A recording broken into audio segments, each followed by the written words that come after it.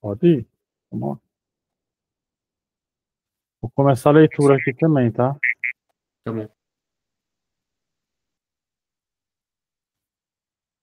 Uma outra singularidade importante em nossa experiência espontânea é o si mesmo, o ego, o eu.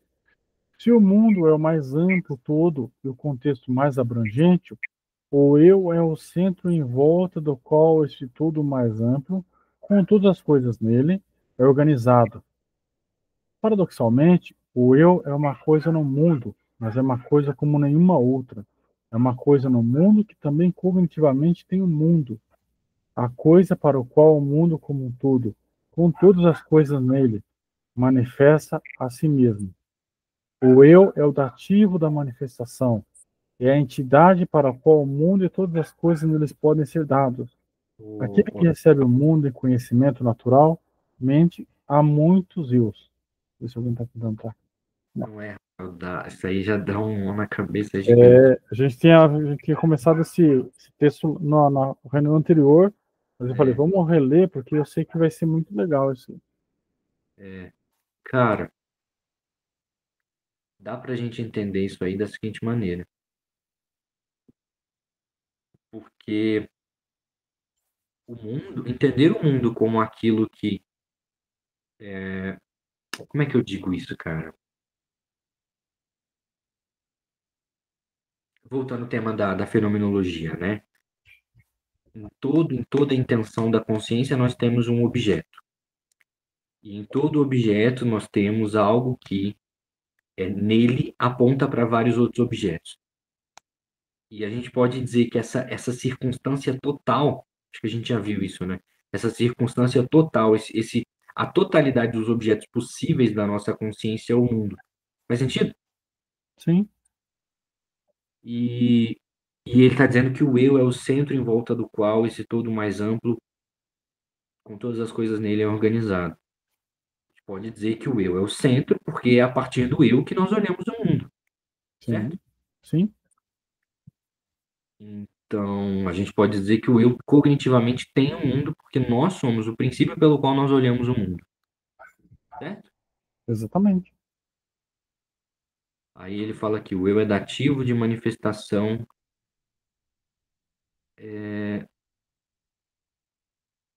dativo. Enfim, vamos pular isso aí, eu não sei o que isso significa. Tá, já procura daqui a pouco no. Ou se você quiser procurar aí no Google aí, enquanto eu vou lendo, o que é Cara, dativo. eu não sei o que isso significa na fenomenologia. Posso pesquisar aqui no dicionário, mas os dicionários que eu tenho são muito. Os dicionários que eu tenho são muito ruins. Tudo bem. Naturalmente, há muitos eus, muitos egos, muito si mesmo, mas até entre todos, um permanece de fora, como é o centro preeminente, nomeadamente eu.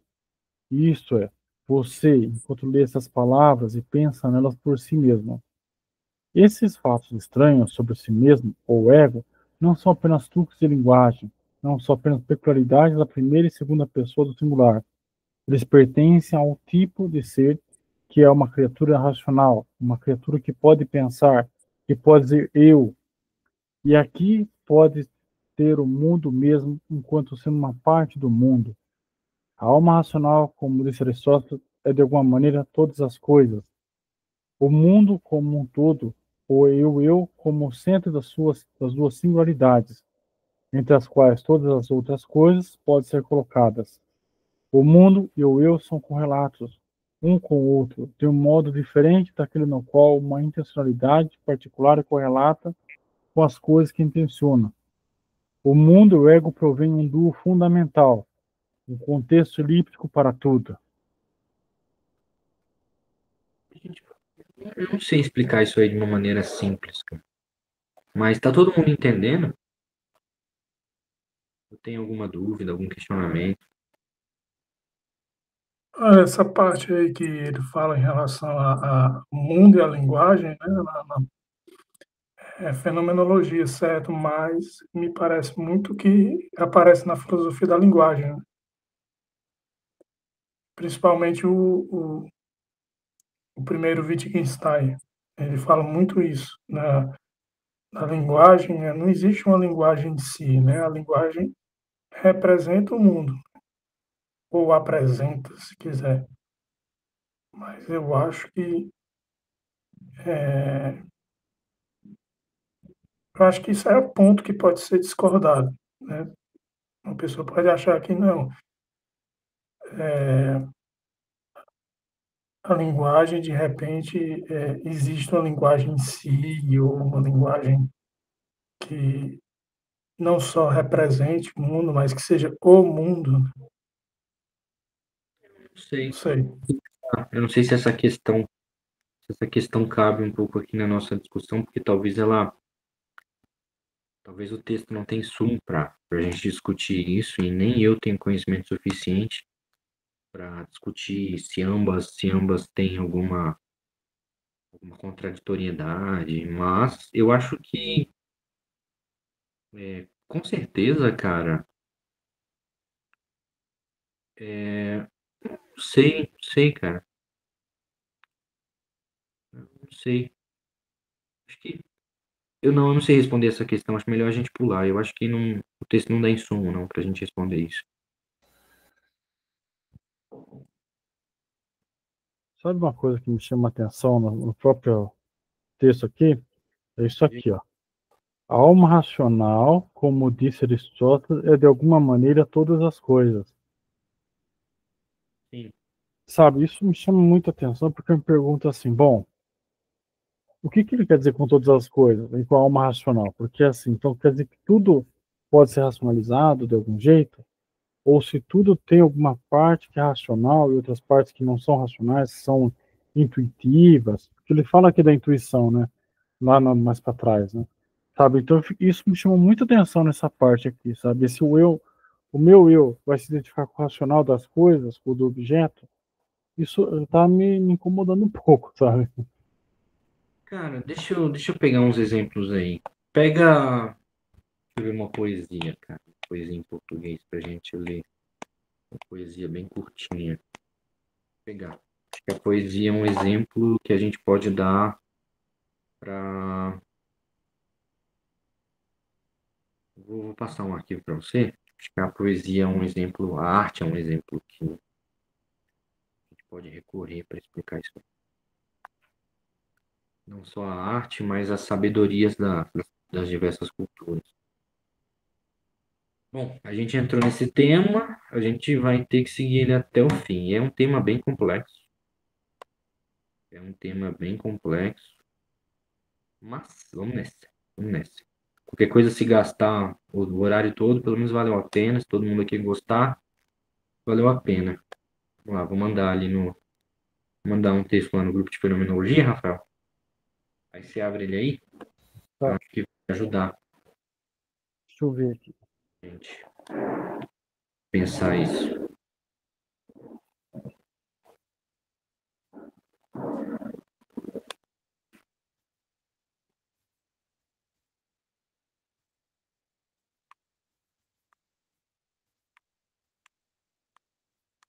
Ah, eu lembro desse documento.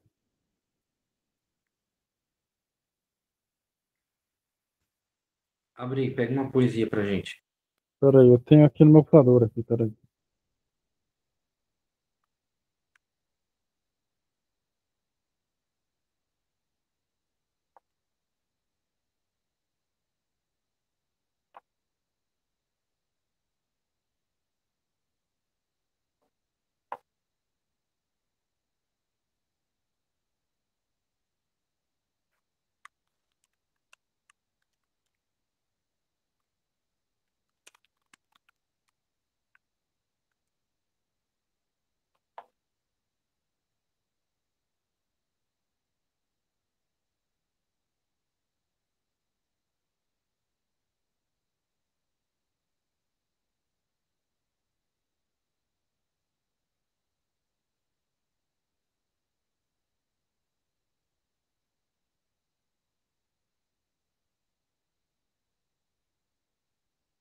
O problema é que esse texto aí não tá com uma edição bacana, cara. Não tá com uma formatação legal.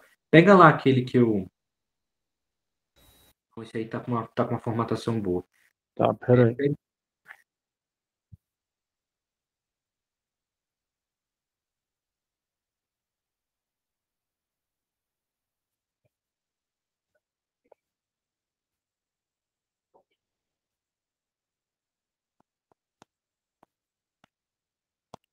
um poema legal pra gente ler aqui agora desse.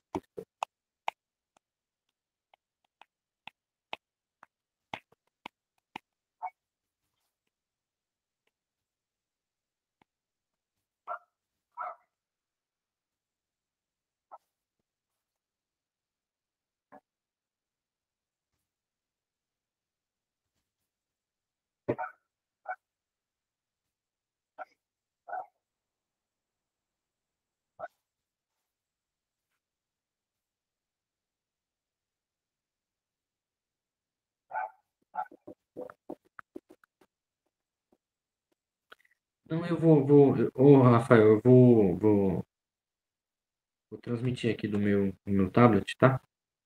Tudo bem. Eu já tava aqui, já no meio que não No gatilho? Não, tava então aqui. manda bala aí. Manda bala aí. Você tem alguma noção do que você quer? Qual o texto que você quer? Não, vamos ver aí na hora, vamos ver aí na hora. Eu não faço ideia, não lembro aí de quais poemas tem. Eu tava pensando em algo mais curto, né? Vai lá. Peraí, Alguma. deixa eu ver. Tô procurando um também mais curtinho aqui, né? Abre aí o texto pra gente pelo menos olhar o texto. Peraí.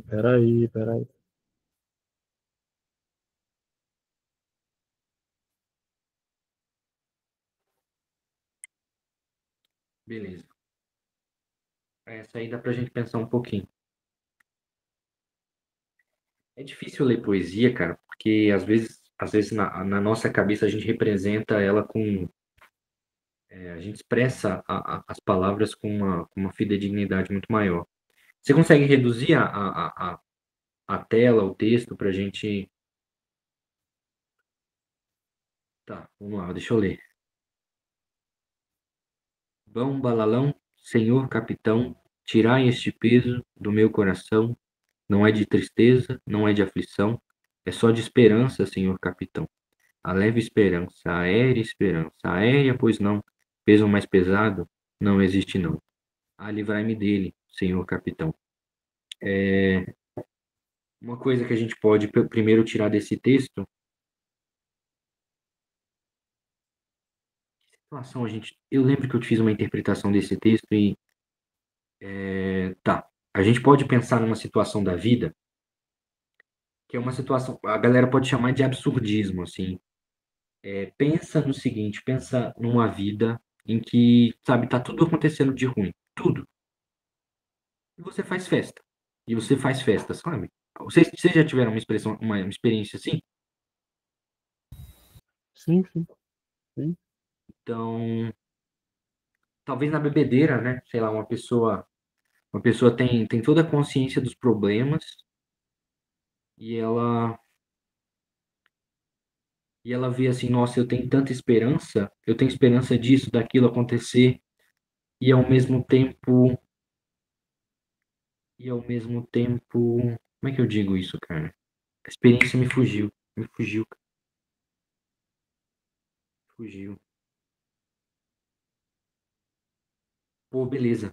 O que a chave é isso aqui, a leve esperança, a aérea esperança. Talvez sejam essas esperanças assim bem bem fúteis, sabe? Umas coisas assim, esperanças assim fugidias. Você tem a esperança, mas você sabe que você pode perder, sabe?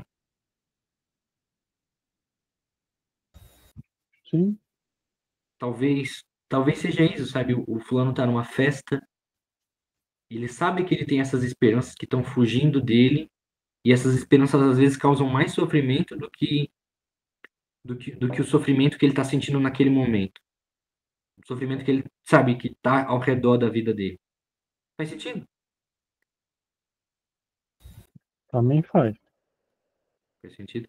Beleza. Aí tomando por base a poesia. Você percebe que essa intuição que a gente tem dessa experiência, ela é um quadro geral. Que a partir do momento que a gente olha esse quadro geral, que ele não necessariamente é algo que a gente viu com a inteligência, e não necessariamente só uma emoção, mas tudo junto, Concorda comigo?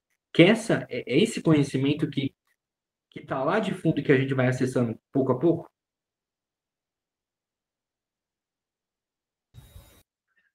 Sim, eu concordo contigo, mas aí é que tá. Mas isso que você vai chamar de racional? Essa é uma espécie de intuição? Cara,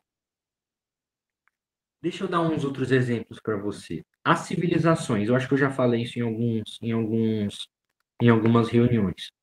Toda civilização e até a nossa, a gente entende e a gente vive o nosso conhecimento, ele antes de tudo, ele tem uma característica muito mais próxima como essa, muito mais próxima como a desse tipo de conhecimento. Por exemplo, o conhecimento de uma pessoa comum dos nossos dias, eu não falo de uma pessoa que tem religião. Esquece uma pessoa que tem religião, pessoa comum, um jovem que não tem religião.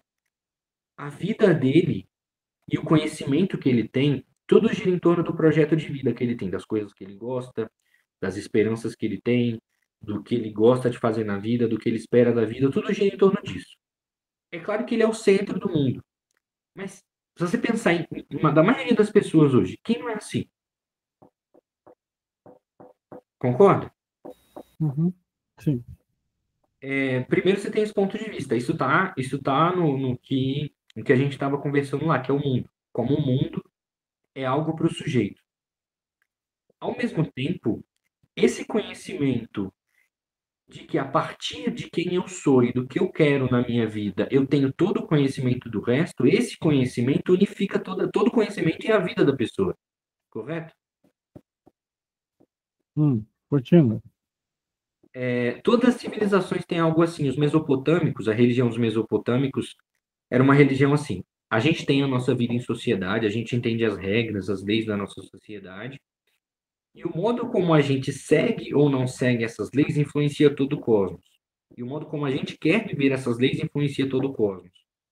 E ao mesmo tempo, esse cosmos é como uma divindade que rege a nossa cidade, a nossa sociedade, determina o que ela tem que ser, age miraculosamente sobre ela, e todo o cosmos gira em torno dessa ordem. É uma vida, é o jeito que eles vivem. E o jeito que eles vivem se fundamenta nessa experiência, primeiro. Os gregos, eles olham primeiro tipo, eles conhecem o mundo, conhecem a natureza, os pré-socráticos, Platão e Aristóteles, para depois para depois adequar a vida deles a essa lei da natureza. Os cristãos, ou os das religiões abraâmicas, os judeus, por exemplo, os hebreus, eles primeiro sabem da lei, sabem da revelação de Deus. E depois, todo o conhecimento do cosmos é aquilo que mostra o significado da lei, faz amar a lei, entendeu? E os cristãos, por outro lado, eles primeiro sabem quem é Deus, a bondade de Deus, sabe? Cristo, quem é Cristo, o que ele quer para a nossa vida, e depois a gente vai olhar no mundo os sinais dessa vontade de Deus para a gente. Aí você tem, por exemplo, versículos. Olhai os lírios dos campos e os pássaros do céu, porque Deus cuida deles e tal, não tem as preocupações, etc. O sol nasce para justos e injustos. Exemplos disso. E por outro lado, o cristão sabe que a única coisa que ele tem que amar é Deus e não o cosmos. Tudo gira em torno desse conhecimento. Ele olha o mundo e vê isso. O cristão dos nossos tempos é diferente, tem algumas nuances diferentes, é claro, mas ainda assim, a gente olha o cosmos do ponto de vista do seguinte: o que que eu tenho que fazer? Eu conheço o mundo para entender o que Deus quer de mim. Não faz sentido? Hum, Os modernos. Os modernos, por exemplo, o conhecimento deles gira em torno do seguinte: eu sei que o cosmos é de tal forma que não tem nada a ver com a moral, e se tem alguma coisa a ver com a moral, me leva para caminhos assim absurdos. O moderno. E ele pensa, cara, se o mundo é assim, a única coisa que a gente tem que fazer é fazer tecnologias, formas de medicina, tudo para diminuir o nosso sofrimento. O moderno é assim.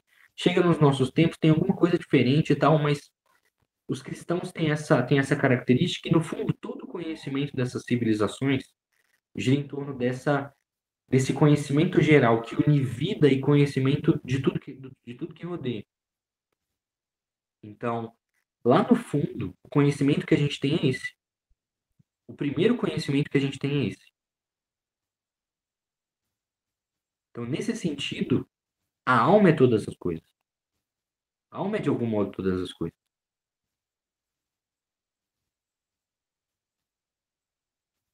Faz Por sentido? isso, talvez que ele fale da questão da intuição, talvez. Diga. Talvez ele Diga. fale da questão da intuição anterior, naquele texto anterior, lembra que ele fala da intuição como Sim, um fator, não é que não é místico, não é coisa assim, talvez seja essa ponta que ele esteja fazendo, não sei. sim. Se você for pensar, cara, quando a gente abstrai alguma coisa, a gente tem essa experiência aqui. Por exemplo, sei lá, você tá pensando em alguma coisa, tem alguma coisa te incomodando, você quer saber alguma coisa e do nada vem um estalo e se abre para você um mundo. Esse, esse quadro geral que se abre para você é uma abstração. Você olha aqueles eventos particulares e aquela essência aparece para você como universal. Concorda? Sim, Assim, isso é uma abstração. Esse é o processo primeiro da inteligência, a partir do qual todos os outros estão. A gente pode chamar de intuição, pode chamar de abstração, depende do nome. A diferença, cara, é que intuição, em vocabulário, por exemplo, medieval, significa quando a gente olha para uma realidade e a gente entende tudo sobre ela. Então, talvez ele possa estar falando sobre esse negócio místico, mágico, então tem essa diferença. Mas a gente pode chamar isso de intuição, sim. sim, porque no texto ele fala que não é, que não tem esse teor, né, na fenomenologia, pelo menos nesse texto aqui do Sokolovsky, ele dá uma outra e um outro aspecto, né, sobre a intuição, sobre o racional. Sobre o racional eu não lembro, mas talvez seja isso, talvez que ele esteja querendo falar. Que é uma intuição racional por trás, igual você falou. Por isso do eu, por isso do mundo. Inclusive essa parte aqui que ele fala do o mundo e o ego provém um duo fundamental, o texto elíptico para tudo. Né? Então é um ciclo, né? Uma retroalimentação. Né? Sim.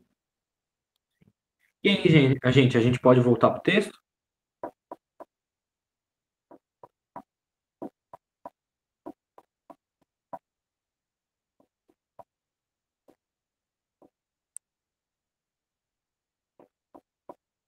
Então, vou continuar aqui então. Beleza. Todos esses elementos estruturais pertencem à atitude natural na qual encontramos a nós mesmos desde o início e sempre. Há mais um item na atitude natural que devemos examinar, antes de passarmos ao debate da atitude fenomenológica. Devemos examinar o tipo de convicção que penetra a atitude natural. Essa parte é muito legal. A maneira pela qual aceitamos as coisas do mundo e o mundo mesmo é um modo de crença. Uma pequena polêmica aqui, né? Quando experienciamos outras pessoas, árvores, edifícios, gatos, pedras, o sol e as estrelas, nós as experienciamos como sendo aí como verdadeiros, como reais. O caráter básico, o modo padrão de nossa aceitação do mundo e das coisas nele é de uma crença, ou para usar um termo grego, dogma. Espera aí, deixa eu... Nossa crença é correlata ao ser das coisas, o qual primeiro e antes de tudo é aceito enquanto tal. Com o passar do tempo e à medida que nos tornamos mais velhos e mais inteligentes, introduzimos modalidades dentro dessa nossa crença.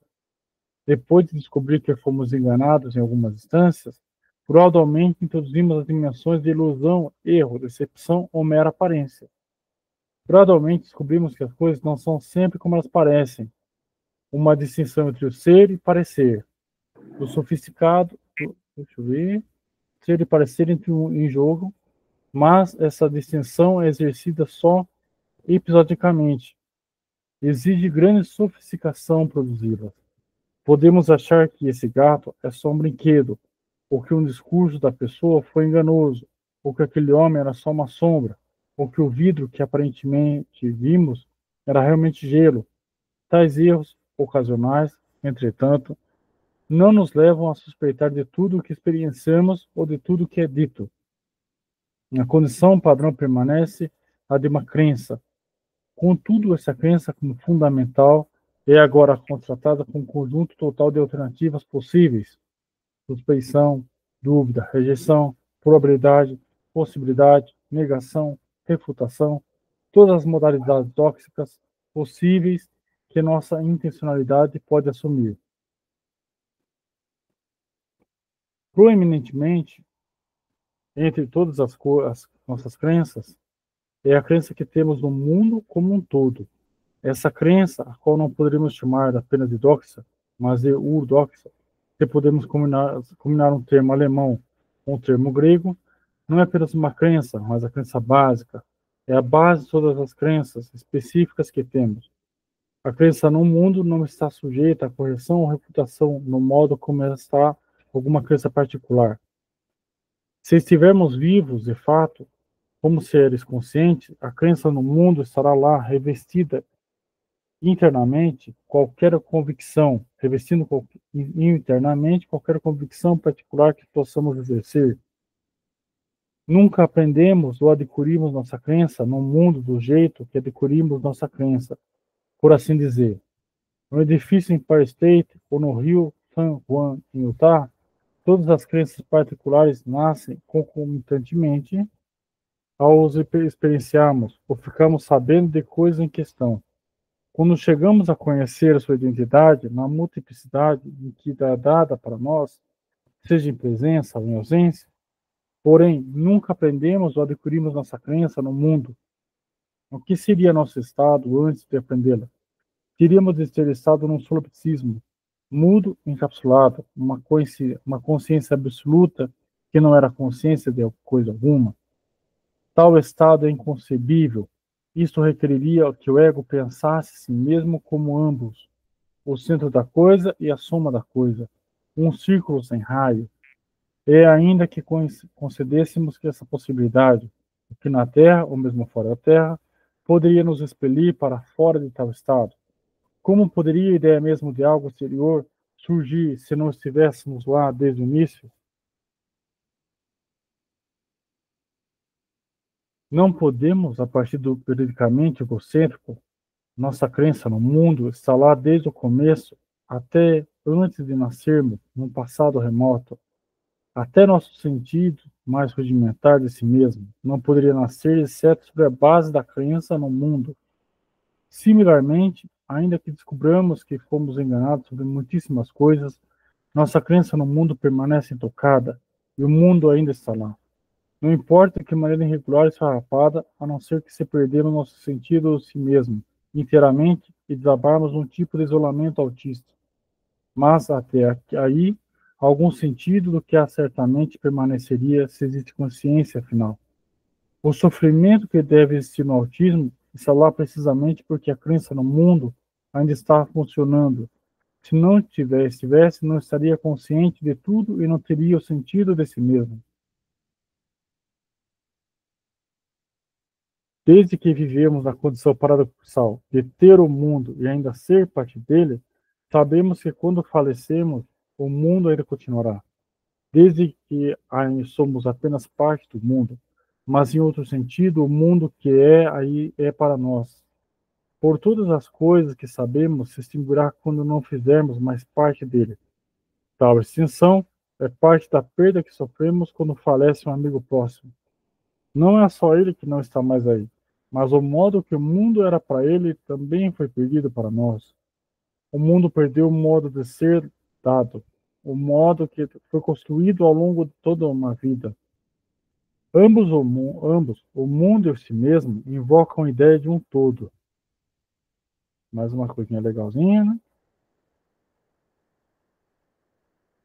O paradoxo da teoria dos conjuntos, o problema de se o último conjunto inclui a si mesmo ou não, é menos difícil do que os problemas da lógica do mundo e do si mesmo.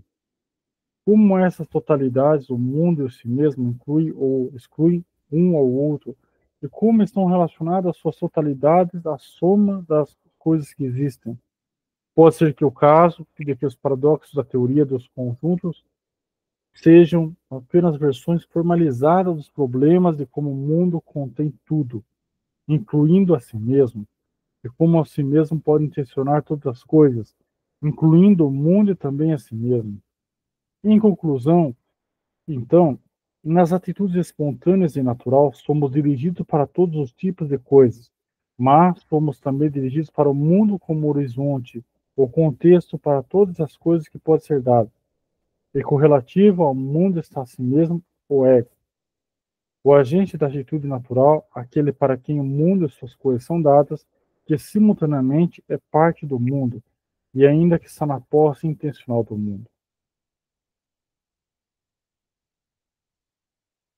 Uma coisa aí? Tudo tranquilo? Não, cara. Assim, eu fiquei meio confuso pelo que ele disse. Eu não entendi se ele estava dizendo que não existe distinção entre eu e mundo. Mas ele não está falando isso, né? Aqui você quer dizer? É, eu queria ver se vocês me ajudavam a entender aqui um raciocínio. Ele está querendo dizer que, por exemplo, o mundo, enquanto mundo, ele é diferente do eu e o mundo, né? Não entendi o que você quis dizer. O que seria o eu e o mundo? O eu e o mundo seria o sujeito Sim. em relação com esse mundo. Enquanto percebe. Como é? Enquanto percebe. Eu não te escutei. Enquanto percebe. Isso, exatamente. Enquanto percebe, enquanto se relaciona, enquanto, enfim, tudo que ele faz com relação ao mundo, né? Então, esse sujeito, ele não é a mesma coisa que o mundo, embora ele se relacione com o mundo. Ou seja, o mundo tem um status, né, de mundo, como se fosse um mundo em si, vamos dizer assim. Eu acho que é isso que ele diz. Eu só não peguei o argumento, mas eu acho que é isso que ele diz. Eu não entendi. Eu não entendi. Eu acho que é isso, porque ele falou de um mundo e separou do sujeito, mas ao mesmo tempo o sujeito, quando se relaciona com o mundo, já não é mais só o mundo e só o sujeito, né? É sujeito e mundo. Sim, sim, sim, sim.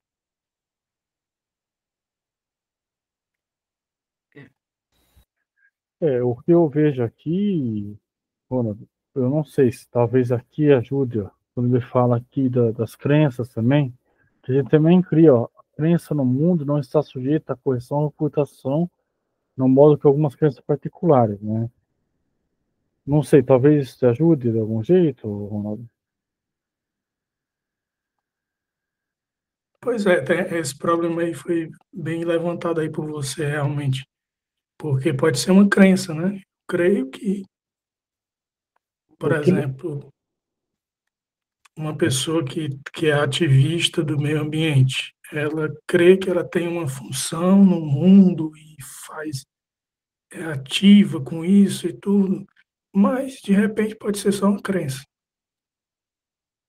ou um crente religioso, alguma coisa assim, que tem uma determinada relação com o mundo, né? Porque o crente é completamente diferente. Ele, para ele, o mundo tem uma causalidade, não existe acaso, né? Então, pode ser que seja uma crença. Agora, de dizer que é uma crença irrelevante, aí eu mesmo não faria isso, porque eu mesmo acredito nisso, né? Então, eu não teria como fazer isso. Mas que é possível que alguém, de repente, que é ateu ou que não acredita nesses ativismos e tudo, acho que é uma besteira. Ou que não tenha sentido, esses pessimistas que acreditam que não tem, existencialistas, né? qual foi sua pergunta, Rafael, que eu não. Qual que foi sua colocação? então, que a gente pode estar falando dessa questão do eu, também no sentido de crença. Que ele, até eu coloquei aqui, ó. que a minha crença particular, a crença no mundo, não está sujeita a correção ou refutação no modo que está alguma crença particular. Então, a gente tem duas crenças aqui, certo? A gente vai ter, até no começo do texto eu falei, ó, isso aqui vai ser meio polêmico. A maneira pela qual aceitamos as coisas no mundo e o mundo mesmo é um modo de crença. Então, é justamente isso que eu estava até falando aqui com o Ronald, né? Essa questão de, tá, mas uma crença particular minha pode não ter relação real com uma crença do mundo. Ela pode estar errada, ou ela pode estar certa. E essa crença do mundo não é refutável. O que existe, a gente está falando de duas crenças. A minha, como sujeito, e a do mundo, né, aquele que expõe ali. Então, eu estava tentando complementar o que o Ronald estava falando. Faz sentido para vocês, Ronald, Luiz? Já? Cara, eu não entendi a última parte. Você estava falando de uma crença que é irrefutável. É, o texto, né? Ó, aqui, ó. A crença no mundo não está sujeita a correção ou reputação no modo como está alguma crença particular.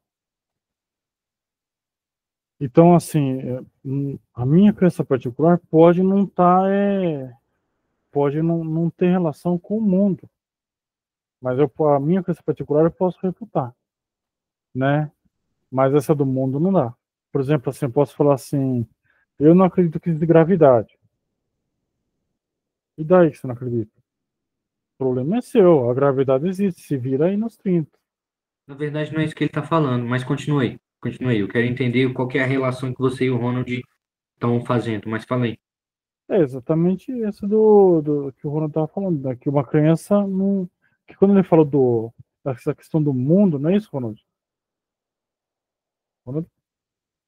Era mais ou menos esse É sentido. porque uma vez que você a sua crença, se ela não anula o mundo, tudo bem, você pode continuar dizendo que você tem enquanto sujeito, você se relaciona com o mundo, né? Mas uma das suas crenças questiona fenômenos do mundo. Você pode fazer isso, mas anular o mundo todo, aí você não tem como. Eu não conheço nenhuma crença que simplesmente, não, o mundo não existe. Viva uma, sei lá, uma ilusão, uma Matrix, sei lá, mas eu acho que existem crenças, sim, que dizem que fenômenos, como você falou, na gravidade, existem fenômenos da fenomenologia mesmo, por exemplo, conversão da consciência, superação da consciência para outra consciência, uma consciência diferente, né? Então, eu acho que isso é possível. Agora, de repente, pode ser alguém que diga que acredite só em fenômenos cerebrais, que diga assim, não, não existe consciência. Pronto, para ele é uma crença. Não existe consciência. Mas qual que é a relação que você fez com a religião?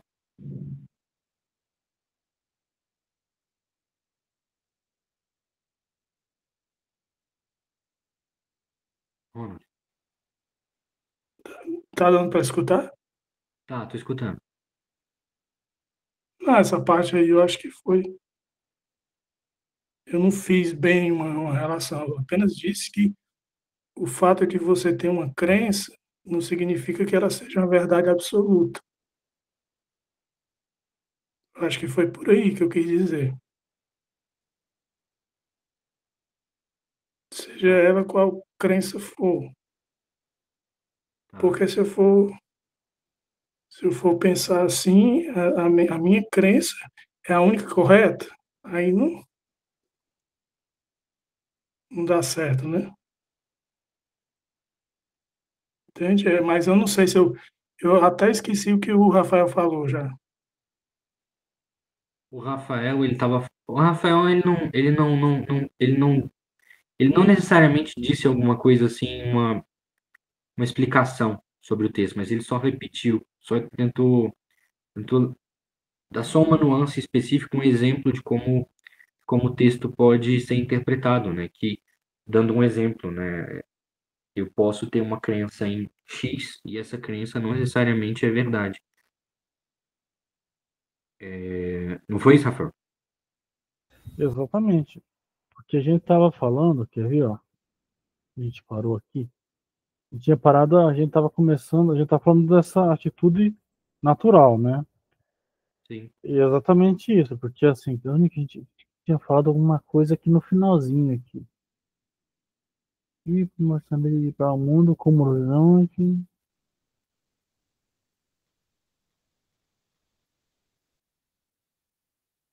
Gosto intencional do.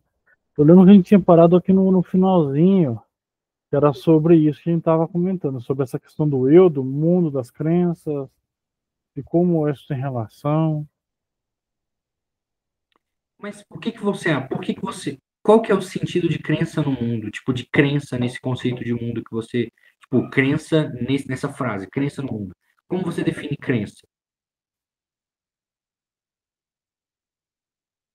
Bom, eu penso que crença pode ser algo que pode ou não ter alguma comprovação, Hum, tá? Porque do mesmo jeito que você pode falar assim, eu acredito em tal coisa, tem comprovação. Você pode falar que acredito em tal coisa e também não tem nenhuma comprovação. tá. Até ele põe aqui um exemplo, vou pegar o texto aqui, ó.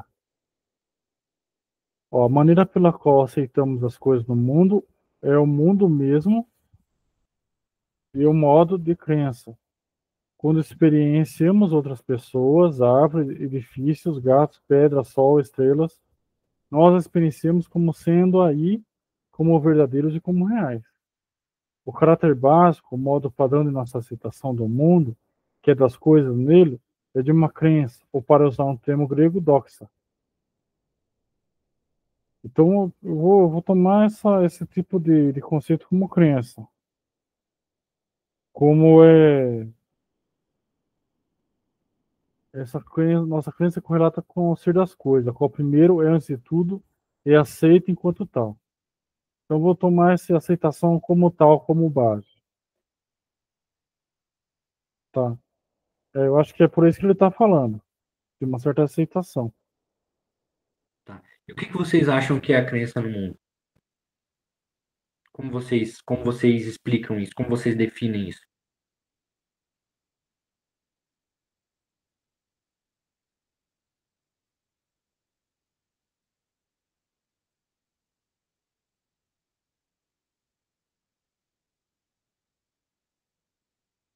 Como vocês definem o que é essa crença no mundo?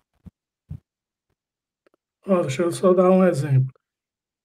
É, nós cremos, usando essa palavra, né? Cremos de crença, que existe água potável, existe água potável. Mas essa realidade na África não pode ser uma crença, porque praticamente não existe água potável na África. Então, nesse sentido, é que o mundo ele é relativo, ele não pode ser absoluto, entende? Não, não entendi. O que que você quer dizer com... Por que que você acha que nessa expressão que o Sokolovsky estava usando, essa a crença em água na África não é uma crença e por que a crença não pode ser absoluta? Por que que você está dizendo isso? O que que isso significa? Porque mesmo que eu diga assim, a prioristicamente, né, existe água, mas a realidade é que não existe água para todos nós, no sentido de mundo que eu estou falando, né? Mas A A pergunta realidade que do eu mundo. Não, mas a pergunta que eu fiz é por que que o conceito de crença se aplica a isso? O conceito de crença que o Sokolovsky estava usando. Por que que o conceito dele... Boa pergunta, você responder. Ah, tá. Era essa Poderia pergunta. ser uma certeza, né, no lugar de uma crença. Não, não. Porque ele não está falando de certeza. Os exemplos que ele está dando de crença são suspeição, dúvida, rejeição, probabilidade, possibilidade, negação, refutação, todas as modalidades dóxicas possíveis que a nossa intencionalidade pode assumir. Crença, Então eu teria que revisar tudo isso aí para poder não, a responder tua gente pode, pergunta.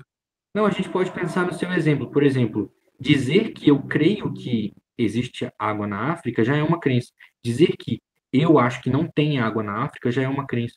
Qualquer posição da consciência que afirma uma existência ou não é uma crença. Qualquer posição. Então, você disse que é uma crença, né? Tipo, a gente não importa aqui, não importa a gente pensar aqui se existe água potável na África ou não, isso aqui é irrelevante. Mas o que importa é isso, né? Crença é qualquer uma dessas coisas no sentido que o Sokolovsky estava usando. Agora eu não entendi a sua relação, a relação que você fez com crença ser absoluta ou não.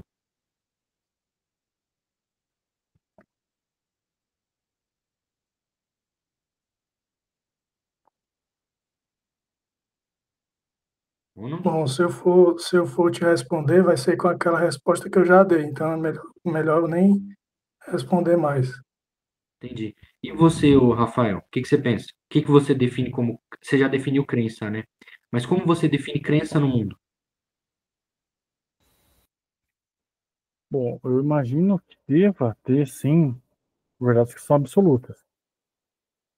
Eu acho que deve ter verdades absolutas, mas acho que talvez sejam difíceis de provar sem essas ferramentas que ele colocou ali, né? Que você acabou de ler, com todas essas crenças como fundamental e agora com os tratados conjunto total de alternativas possíveis. Eu acho que é por aí que essa crença ela vai ser no mundo, né, uma crença fixa ou uma crença relativa. Ela precisa passar por vários crivos depois, para que ela se transforme numa crença no mundo. Hum, Porque eu posso ter uma opinião, como eu posso, igual eu falei, eu acho que a crença pode ser uma aceitação, igual você falou. Pode ser uma aceitação de que algo é positivo ou algo negativo, se existe ou não, é uma aceitação. É uma postura hum. de aceitação, no fim das contas. Mas eu vou Oi? passando esse crivo para chegar É até uma uma postura crença de comum. aceitação? Hum? É uma postura de aceitação, no final das contas? Não, a crença no primeiro momento, Ah, igual ele coloca no texto. hum. Eu tô indo bem nesse texto aqui, né, pelo menos essa parte que ele chama de ato natural, né? Depois vem auto da fenomenologia. Diga, vai, termina. Aí é exatamente isso que eu estou pensando, como uma aceitação, a crença como uma aceitação, e depois você vai melhorando isso para chegar na crença do mundo. Hum. Tá, mas como a gente já falou, a crença não necessariamente é uma aceitação. Crença é tanto aceitação como não aceitação. Concorda? Mas uma não aceitação também não seria uma aceitação? Não. Por Não, mas exemplo, então, tá, em certo sentido ela é, em certo sentido ela é, mas absolutamente ela não é. não sei. Ficou estranho. Por exemplo, Hum, dizer que eu não aceito que, por exemplo, Ronald diz, não existe água potável na África. A atitude dele é negativa. Isso é uma não aceitação. O que que você acha? ainda fica estranho. Porque para mim, eu posso não aceitar uma coisa, mas aí no fim das contas eu também estou aceitando aquela posição. Dá um exemplo. Esse exemplo mesmo que você deu. Posso falar? Eu não aceito que existe água em tal lugar. Só que eu tenho Sim. que ter uma certa passividade dentro de mim e aceitar essa realidade, essa opinião. Porque senão eu Tá. não, sei lá, talvez Ah, termina. o que eu posso fazer, talvez, seria e talvez o desconhecimento seja uma não aceitação. Eu Por não quê? sei se conheço ou não. Não, mas se eu digo que eu não aceito que existe água na África, é uma atitude negativa. Diz uma coisa aí que você não concorda. Eu não aceito, por exemplo, sei lá, que o azul é vermelho. Isso é negativo, ou Sim, não? Então há uma não aceitação. Agora, Hugo, você falou que você tem que ter uma passividade, ok, mas qual que é a relação disso com crença? Você quer dizer que são dois exemplos específicos ou que é uma coisa só? eu estou dizendo que existe uma atitude anterior à aceitação a esse ponto. Porque, assim, vou tentar explicar, acho que pensar. Se eu não estou aberto a uma situação, a uma aceitação, pensar. Diga, vai, pensei. Então, é que eu tô.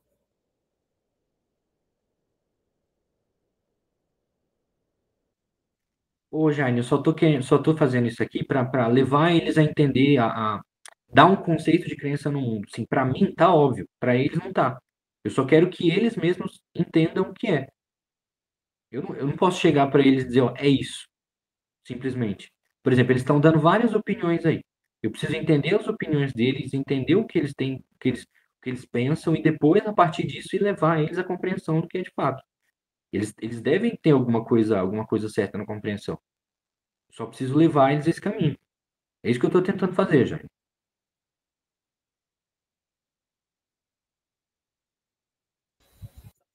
E a sua opinião aí, gente? Vamos ver.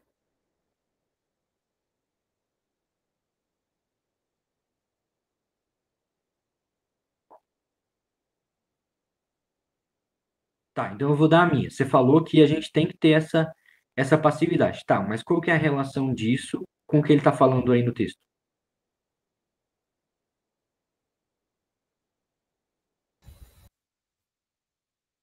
Bom,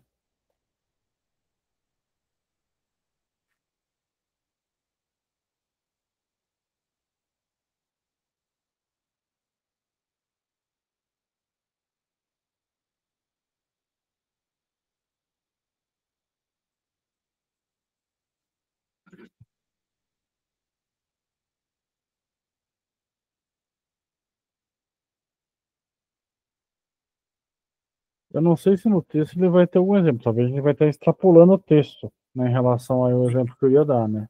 Exatamente. É isso é o que eu quero saber. O que que vocês pensam que é a crença no mundo?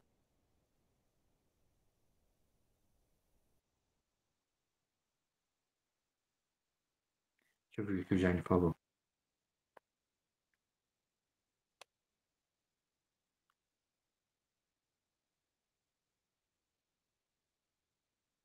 Crença é aquilo que você crê, seja positivamente ou negativamente, vem do seu interior e da sua perspectiva de vida e da realidade, com base nas experiências. Não, eu concordo com você, Jaime. Agora o que eu quero saber da galera é o que que eles acham que é a crença no mundo. O que que significa crença nessa frase, crença no mundo, e o que que é crença no mundo? Isso que eu quero saber da galera, de vocês. O que que vocês acham que é?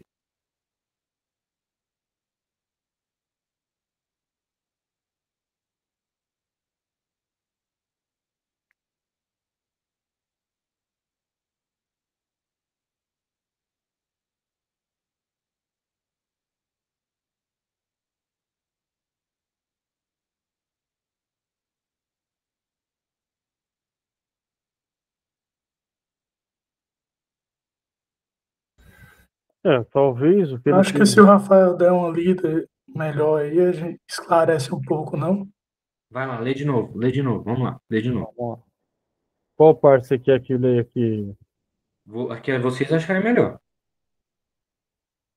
Vou começar aqui, ó. Tá vendo a maneira pela qual aceitamos as coisas no mundo e o mundo mesmo é um modo de crença. Quando experienciamos outras pessoas, árvores, edifícios, gatos, pedras, o sol e as estrelas, nós as experienciamos como sendo aí, como verdadeiros, como reais. O caráter básico, o modo padrão de nossa aceitação do mundo e das coisas nele é de uma crença, ou para usar um termo grego, doxa. Nossa crença é correlata ao ser das coisas, ao qual primeiro é, antes de tudo, é aceito enquanto tal. Com o passar do tempo, e à medida que nos tornamos mais velhos e mais inteligentes, introduzimos modalidades dentro das nossas crenças. Depois de descobrir que fomos enganados em algumas instâncias, gradualmente introduzimos as dimensões de ilusão, erro, decepção ou mera aparência. Gradualmente descobrimos que as coisas não são sempre como elas parecem, uma distinção entre o ser e o parecer entra em jogo, mas essa distinção é exercida só episodicamente e exige grande sofisticação produzi-la. Podemos achar que esse gato é só um brinquedo, ou que o discurso da pessoa foi enganoso, ou que aquele que homem era só uma sombra. O que o vidro aparentemente vimos era realmente gelo. Tais erros ocasionais, entretanto, não nos levam a suspeitar de tudo o que experienciamos, ou de tudo o que é dito. A condição padrão permanece a de uma crença. Contudo, essa crença, como fundamental, é agora contrastada por um conjunto total de alternativas possíveis. Suspeição, dúvida. Ixi, alguém está tudo bem no final da reunião. O Caio.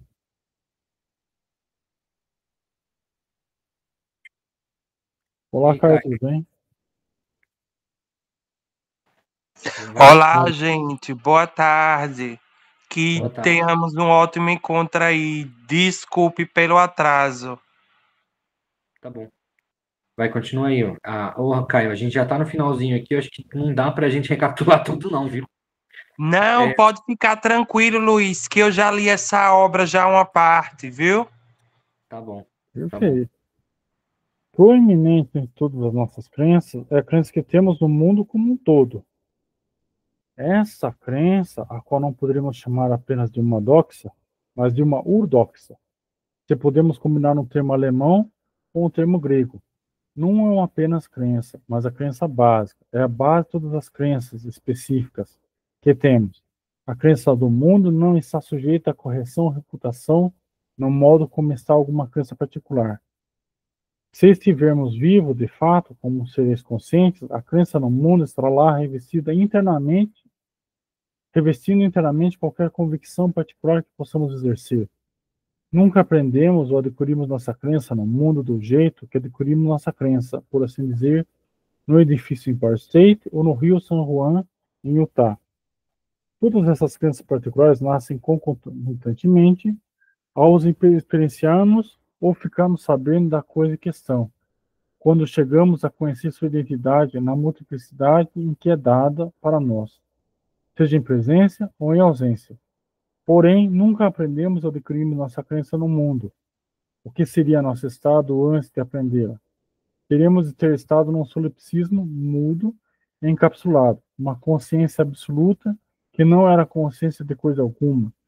Tal estado inconcebível, isso requeriria que o ego pensasse a si mesmo como ambos, o centro das coisas e a soma das coisas, um círculo sem um raio, e ainda que concedêssemos essa possibilidade, porque na Terra ou mesmo fora da Terra, poderíamos nos expelir para fora de um tal estado. Como poderia a ideia mesmo de algo exterior surgir se não estivéssemos lá desde o início? Esclareceu alguma coisa aí, gente? Não, continue aí. Se o Ronald, se o Giant tiverem alguma coisa para falar, mas eu tô tranquilo. Então, a crença no mundo seria a crença no natural que existe. Se a presença... Deixa eu ver de novo. Deixa eu ver. Então, a crença no mundo seria a crença no natural que existe, que se apresenta ou se manifesta para nós, sem a gente questionar, apenas aceitamos como algo habitual. Não exatamente, já. Isso que a gente viu é a crença, por exemplo, ele não, ó, nesse parágrafo aí, nesse primeiro parágrafo da segunda página, vê que ele não está falando de um objeto específico, mas ele está falando de tudo. Ele está falando de tudo. Vocês entenderam? Vocês estão entendendo? Ou vocês querem continuar lendo? Sim, sim. Para mim tá tranquilo. Querem continuar lendo? Por mim, acho que já deu um panorama melhor ainda. Entendeu? Vocês entenderam o que é a crença no mundo? Me diz aí, Rafael, o que você acha que é a crença no mundo? Talvez seja a questão mais universal da coisa. Por Agora ele exemplo. expõe aqui. Vamos lá. Quando ele fala aqui, ó, que é uma crença básica, é a base de todas as crenças específicas que temos. Talvez seja uma coisa mais universal, uma coisa anterior. Continua. É isso que eu estou entendendo aqui que ele está falando. Tá. Não podemos partir do predicamento egocêntrico. Nossa crença no mundo está lá desde o início, até mesmo antes de nascermos, num passado remoto. Até nosso sentido mais rudimentar de si mesmo não poderia nascer, exceto sobre a base da crença no mundo. Similarmente, Ainda que descobramos que fomos enganados por sobre muitíssimas coisas, nossa crença no mundo permanece intocada. E o mundo ainda está lá, não importa de que maneira irregular ou esfarrapada, a não ser que a não ser se perdemos nosso sentido de si mesmo inteiramente e desabarmos num tipo de isolamento autista. Mas até aí algum sentido de que há, certamente permaneceria, se existir a consciência afinal. O sofrimento que deve existir no autismo está lá precisamente porque a crença no mundo ainda está funcionando. Se não estivesse, não estaria consciente de tudo e não teria o sentido de si mesmo. Desde que vivemos na condição paradoxal de ter um mundo e ainda ser parte dele, sabemos que quando falecermos, o mundo ainda continuará, desde que somos apenas parte do mundo. Mas, em outro sentido, o mundo que é aí para nós, por todas as partes que sabemos, se extinguirá quando não fizermos mais parte dele. Tal extinção é parte da perda que sofremos quando falece um amigo próximo. Não é só que ele não está mais aí, mas o modo que o mundo era para ele também foi perdido para nós. O mundo perdeu um modo de ser dado, um modo que foi construído ao longo de toda a vida. Ambos, o mundo e o si mesmo, invocam a ideia de um todo. O paradoxo da teoria dos conjuntos, e aí ele explica os conjuntos. Vocês concordam comigo que o todo, a crença no mundo é a mesma forma de que o sujeito ele tem o mundo? Vocês concordam comigo?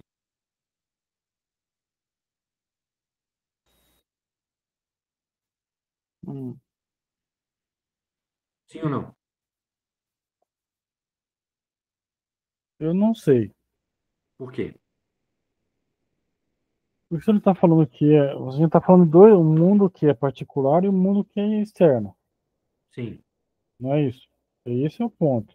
Pelo menos o que eu estou entendendo é isso. Você acha que a crença no mundo ela é apenas externa? Também não saberia te responder. Porque o que eu estou falando, e eu acho que vocês podem refletir, é que o que ele está falando de crença no mundo aí é a mesma coisa de eu ter uma posição ou não de aceitação no mundo, de modo que isso é um a priori, ou seja, eu não posso ter uma relação com o mundo a não ser de aceitação ou não aceitação. Não importa o que seja. Não importa qual relação. O mundo sempre vai se dar para mim. O mundo sempre vai se dar para mim. Então, independentemente de qualquer coisa que apareça na minha vida, o mundo sempre está aí. Essa é a crença no mundo. É aquilo. O mundo, viver e ter um mundo é a mesma coisa. Entendeu? Isso é a Certo, crença no mundo. Porque a crença é essa posição dóxica. O que é uma posição dóxica? Uma posição dóxica é eu olhar para alguma coisa e dizer isso existe ou não existe. Se o mundo sempre se dá diante de mim, é impossível que eu não tenha alguma posição em relação ao mundo. Entendeu? sim, sim. Isso é a crença no mundo. O mundo sempre está aí para a pessoa. Não importa se ela aceita ou não. O mundo sempre está aí.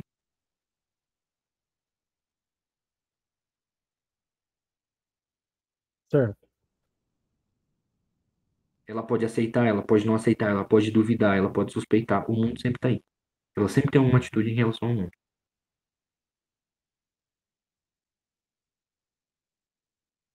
Certo? certo, tá certo. Por aqui? Sim, sim. Deixa eu só parar a gravação aqui, tá?